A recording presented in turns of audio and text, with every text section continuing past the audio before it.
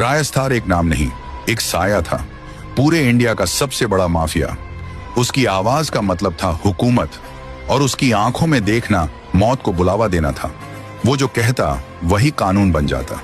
रेस्टार जब अपनी गाड़ी में निकलता तो ऐसा लगता जैसे कोई तूफान शहर को चीरता निकल गया हो।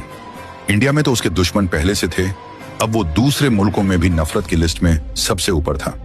और वहीं से उठ खड़ा हुआ उसका सबसे बड़ा दुश्मन, ब्लैक 444।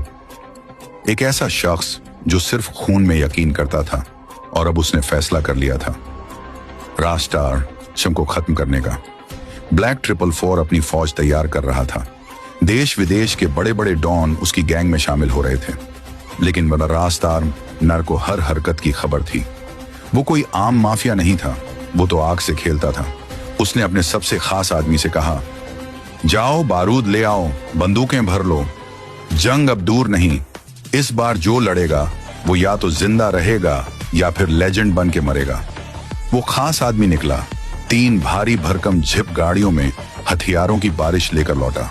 दूसरी तरफ ब्लैक 444 भी इंडिया की जमीन पर उतर चुका था।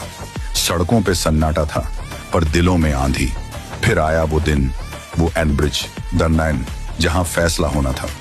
रायस्टार अपने साथियों के साथ पहुंचा। सामने पहले से खड़े थे ब्लैक 444 के गुंडे, और फिर जंग छिड़ गई।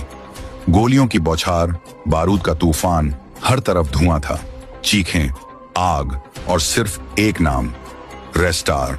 जब धुआं छटा, मैदान में सिर्फ खून था और गुंडों की लाशें।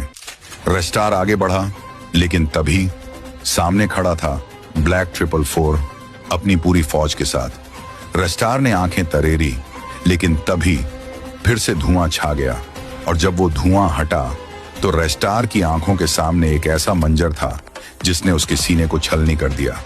Part 2 comment.